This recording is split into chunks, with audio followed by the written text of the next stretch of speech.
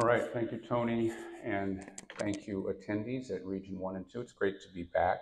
It's been a couple of years since I've had the chance to address this group, and I looked at my last presentation and realized the spectrum world has changed a lot in the last couple of years. So that's exciting and reflects, I think, a really changing perception of what utilities require in order to successfully run their businesses. And I'll try and provide a perspective on that. It's also nice, by the way, to be here in Baltimore. It's a close drive for me.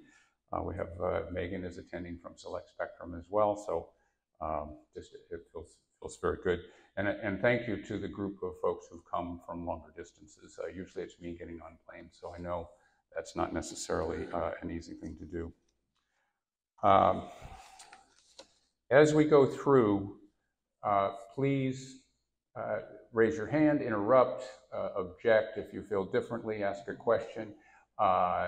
It's a little late in the afternoon. This will go better for all of us if it's kind of interactive and we have some discussion as we go through. I got a lot of slides and some of them have small lettering on it. Don't worry. I'll hit the highlights as we go through here. So that's the plan. So Select Spectrum, we are a brokerage. We sell licensed spectrum. We lease licensed spectrum. We generally represent the seller or lessor. Sometimes we work on behalf of the buyer. We have worked on behalf of certain utilities. We will talk about spectrum that we represent and also spectrum where we don't represent. Hopefully you can't totally tell the difference, right? Trying to give you a balanced view on this. But we've got quite a bit of experience. It's a great team that I have the pleasure of working with. And the spectrum world has changed. Also, I'm going to try a different approach. So normally, I start in the beginning about all the wonderful applications that can be used on the spectrum. And what I've found is, you get the kind of jumble of application. They start to run together, and then into the technical detail on the spectrum. That can be kind of dry as well. I'm going to try and alternate back and forth. I'm going to describe some example applications and then spectrum that would be appropriate for them. Because I think really, as utilities look at their options today, the first question is, what's the problem I'm trying to solve? And how can I do that? What are the different options? It's private versus public network, that's legitimate. Narrowband, wideband, broadband, what flavor of broadband? My view, and Lockard & White has done a paper on this actually recently, I think it was very good, is looking first at what are you trying to solve, what are the resources of the utility, capabilities, and then what are the best solutions. I'll be focused on 4G and 5G spectrum bands today, but we'll also talk about, I'll say, I'm glad to talk separately with you, or if you have a question about some of the narrowband. We've actually had more success this year in narrowband, right? So these are deals in a lot of times I started working on a number of years ago, but looking forward, I think there's a lot of interest in 4G and 5G bands. Besides talking about applications in the spectrum, I'll talk about this concept of that T-Mobile calls a layer cake, at least 2 different bands, all serving the same utility and the same overall geographic area. And then I do have a comparison matrix. You probably see a lot of these if you attend these different sessions, but here's our view on pluses and minuses, goods and bads between different relevant bands.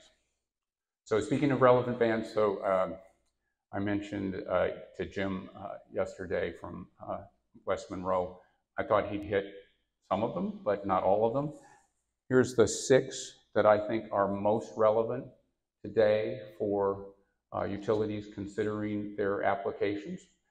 There may be others. There certainly are others, and glad to answer any questions or listen to comments on additional ones.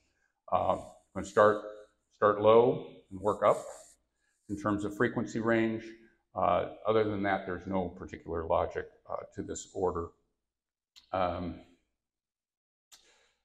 So I guess one other prediction here I mentioned, 700 megahertz band 103 now. This was just approved for, I think, band 103 last time I was here 2 years ago to speak.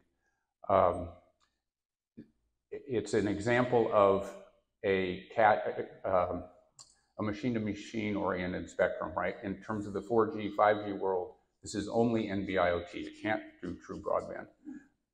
The focus today is about broadband. I think that's appropriate. I'm going to make a prediction, by the way, that I also want to make some predictions in this discussion, because then I can go back and look at it, or somebody else can. Megan's videoing this, right? And we'll find out in a year or two whether I was right or not. But I think over time, at least the number of endpoints on CAD-M and NB, the M2M type technologies, is going to greatly exceed the number of endpoints that are true broadband in the utility networks.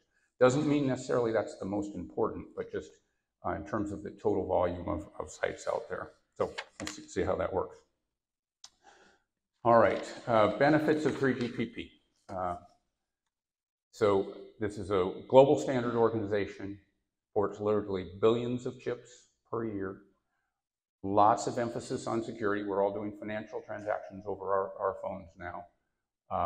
Lots of emphasis on interoperability, right? So base station from one supplier, core from a different supplier, endpoints from a dozen different suppliers. That's a very different way of doing networking. It's more complex, but it has the advantages of driving the volumes overall. So I think that's an advantage for most utilities, but the complexity comes with a cost, right? You have to have people that can understand and support all of these different technologies. That can be a bit of a challenge. Finding those kinds of experts and paying those kinds of experts, that's expensive. But certainly huge benefits in terms of control and capabilities over time. And we see more and more of the utilities. So as you look at these kinds of capabilities, think about the pluses and minuses, and you are buying into a global ecosystem where the mobile wireless world is really already at 5G, 4G in the utility space, evolving to 5G, 6G will be coming. Potentially, these standards could go to millions of remote devices, right? So you could have a utility that is supporting all of their meters on CAD-M or NB-IoT. Pretty interesting type technologies. So some excellent companies that are supporting these bands. This is a short list of companies that we see regularly in the utility space that support 4G and 5G bands. If your company supports these and you're not on this list, please come and see me. All right, the first example of applications is here. The ones on the left, I'll scan down this for those who don't have super eyesight, and I apologize.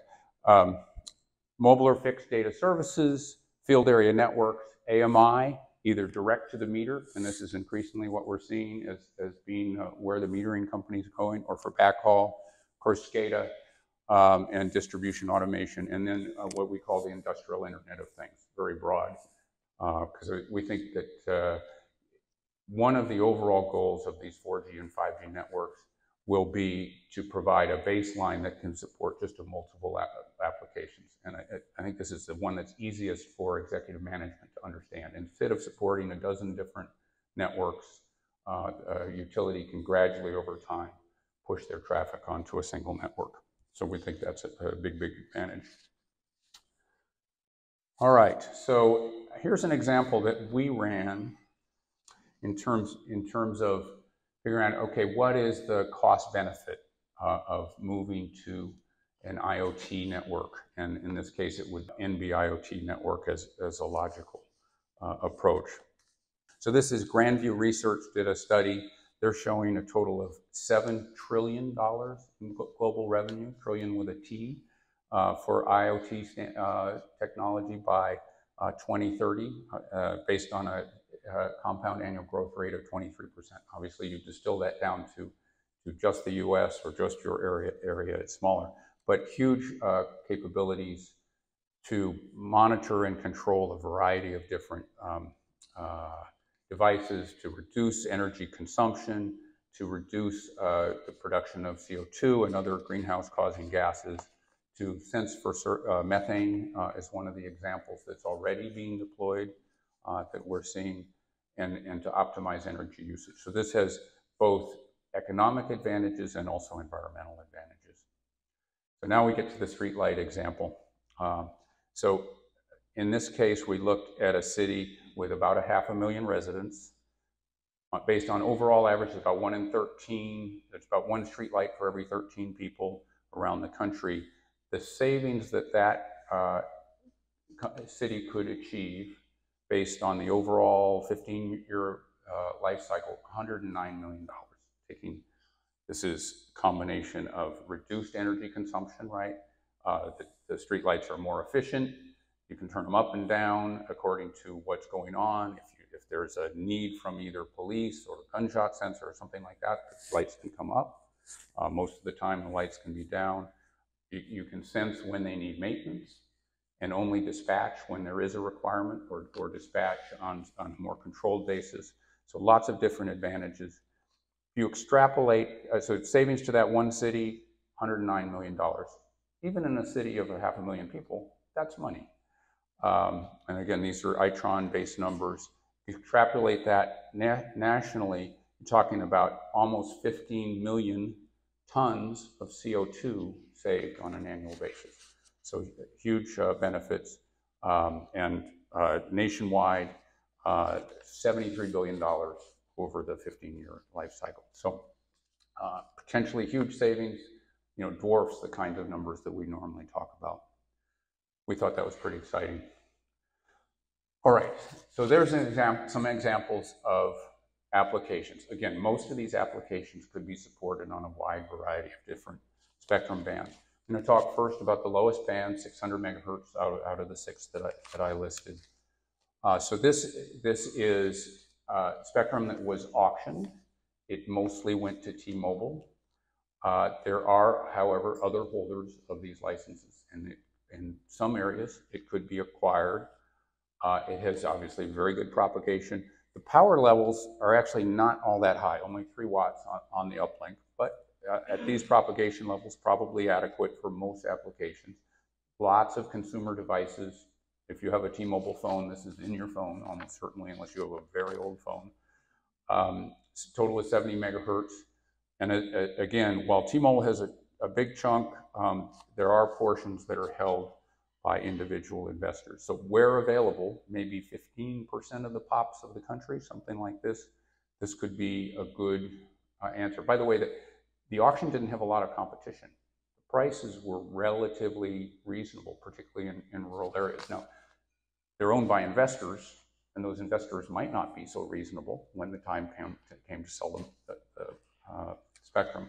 But certainly worth looking into as an option. There has been a use, at least in a trial situation, by New York Power Authority. I think this is almost 2 years ago now. We were kind of indirectly involved in assisting this. There was at least equipment from Nokia. I don't know if there were any other vendors involved in that trial. They were, monitoring the power lines. They were doing a lot of actually worker-oriented activities. So mobile wireless along. New York Power Authority is a T&D utility. So this is along their transmission power lines. T&T, sorry. Thank you, T&T. So they also, one of the things they demonstrated was, high definition video from a drone, from a UAV. So some pretty interesting type application. You can imagine if you're running hundreds of miles of high voltage lines, it's pretty helpful to be able to check how they're, visually, how they're performing. And we heard earlier, monitoring the distribution lines from trucks. Well, this is monitoring the transmission line.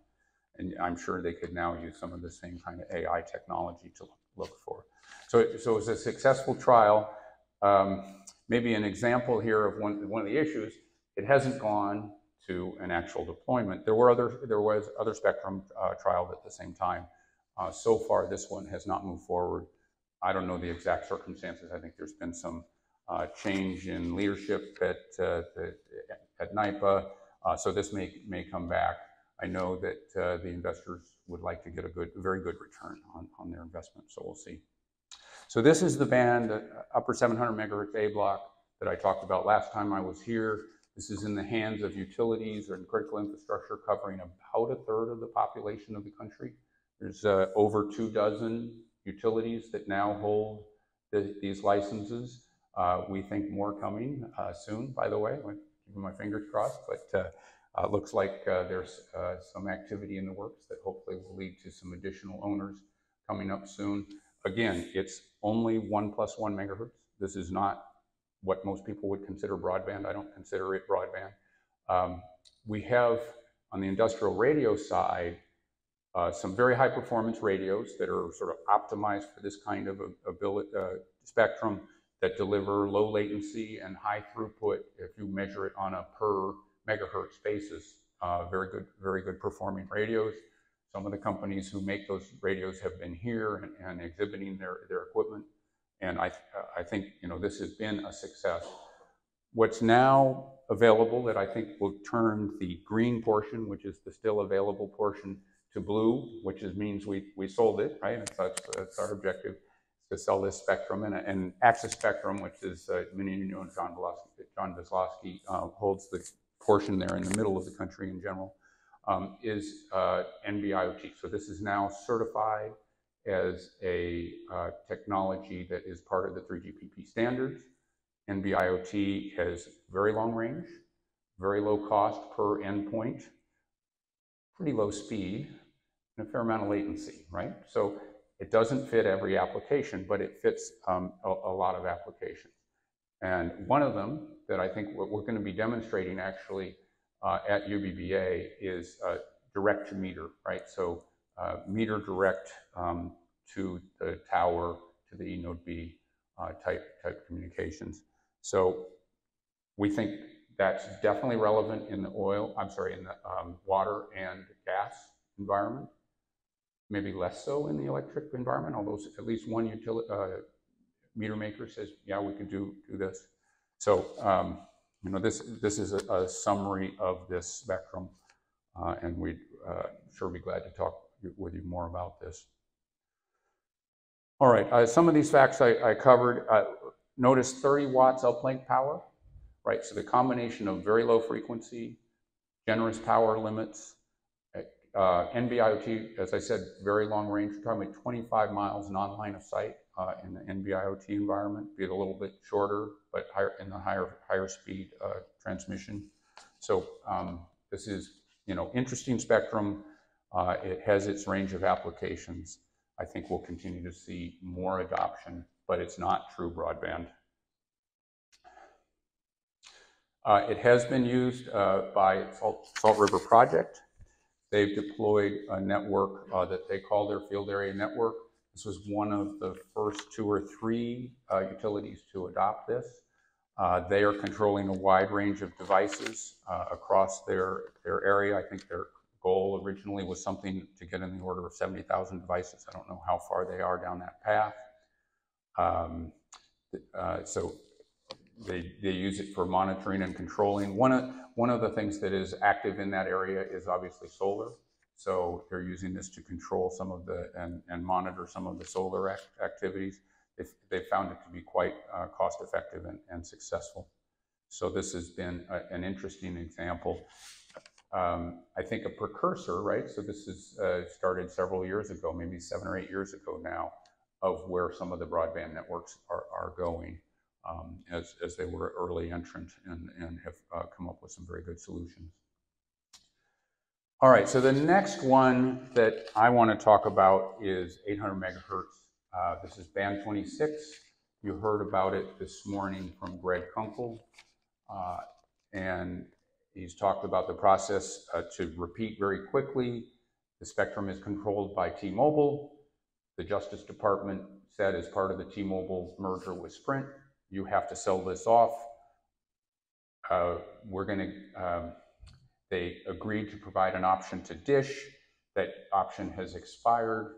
Dish has asked for an extension, and Burns & McDonnell has suggested that would be not a good idea to extend that. They'd like to have the auction come. So we have a very familiar company. Is there anyone here from Burns & McDonnell? Okay, well, I'll just assume they'll nonetheless get the word about what I have to say about this. It's pretty interesting, right? So it's great spectrum. It's 14 megahertz. Has good propagation. Lots of devices. The 3.6 billion is pretty high valuation. This is, if you look at it, cost per megahertz pop, it's maybe double the valuation that Anterix has as a public company today on a per megahertz pop basis. And if you're buying it, remember, you're not buying 5 or 6. I assume you would be buying all 14. Potentially it could be subdivided. So this is it's a big effort. All right, 900 megahertz broadband service. First of all, John is here, and so he can answer your questions. But having the opportunity to take the podium, I'll mention, I admire the people that work at this company. I used to work with a lot of them. I admire what they've done in terms of bringing along the ecosystem, right? They've brought a lot of devices in a relatively short period of time and making some significant sales. It's 3x3. It has plenty of uplink power, so this is 10 watts and uplink that you're going to be fine from my perspective. My view is it's a significant clearing issue that they're facing and a significant expense and delay there. But that's going to vary by market, and you should form your own assessments on that. And it is FDD, so that plays into this description. So on the right of this, we'll talk about VoLTE, voice over LTE. So with good propagation and parallel up and down capacity in terms of megahertz, you actually get a little bit less uplink than you get downlink typically because of the way the power budgets work. But voice was the original use of this, right? Spectrum, it's certainly good for that and worthwhile. And the other thing that we've seen announced, at least I've seen the most announcements are sort of been associated with applications where you're sensing a problem. In the case of San Diego Gas and Electric, it's falling conductor shutdown. FLISR, you're familiar, fault location isolation, service restoration. Good for that, and good in difficult terrain, right? Because of the excellent propagation at 900. Any other questions, comments, suggestions? People have seen a lot of presentations on this spectrum. Okay. All right, so we do represent band 54. The owner of this spectrum is Legato. This spectrum is the terrestrial rules. Legato also has some satellite rule spectrum that has created some activity at the FCC and in the trade press. But this is high power spectrum. You see the uplink on this, uplink and downlink are parallel for fixed applications, 2,000 watts power, so plenty of power.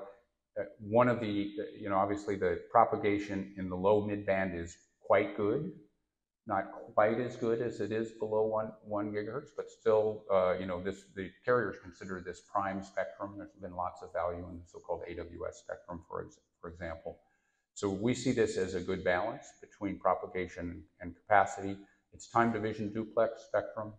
So that means that you can set the uplink downlink ratio and really can create the equivalent of 4 megahertz uplink if you are willing to accept 1 megahertz in the downlink in sort of an 80-20 rule. What else can I say about this spectrum? So they're already through both the 3GPP, 4G, and 5G approval. That's significant. We also have a commitment but no schedule from a major supplier in this industry. So things are coming along in the base station environment. At UBBA, we will be demonstrating band 54. The base station there will be from UBIC. It's a small cell type base station. UBIC is a company based in Taiwan and I guess also now in New Zealand, right? Because it's now UBIC MIMOMAX. And I'm very interested because of the asymmetry. Metering is an example. Again, lots of these applications could be served on different spectrum bands, but just as an example. So direct to meter, right? Today we have mesh networks. They have a degree of latency. There's lots of collection points, and the maintenance challenges can be significant. They're operating mostly in the N-license 900 space. We think direct to meter makes more sense. In the electric utility space, probably Cat-M, and that will be the initial availability from UBIC. In gas and water, you might be using NB. So this is band 54, and showing the example of direct to the meter type communication. All right, CBRS. So Citizens Broadband Radio Service is something that's quite familiar to many of us. It is lots of capacity.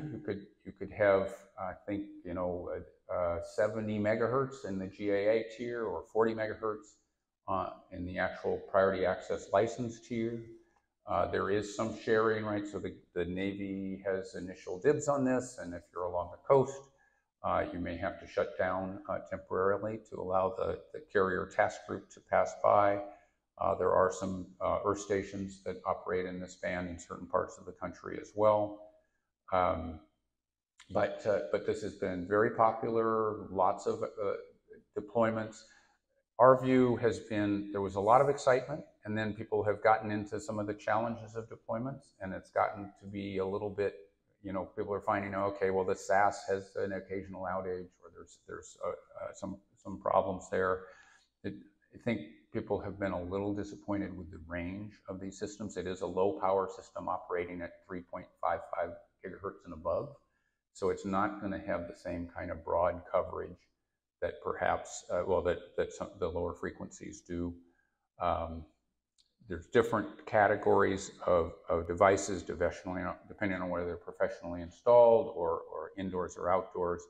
Some of them have quite low power, others are at the reasonable power levels.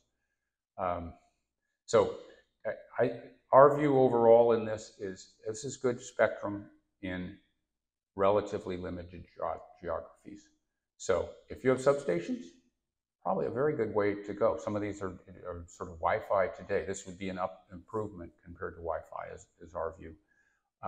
And you could control a good sized substation, monitor control, have a field area network that covers that substation and delivers video and other types of services. You have the disadvantages of the SAS, the power, etc., but overall pretty good. Any kind of depot type situation, warehouse, yard, also very, very good. So indoor small cells or outdoor small cells, also very good. We're skeptical. We have customers who are wireless internet service provider customers, right, who are using this for outdoor delivery, and it works over a moderate range.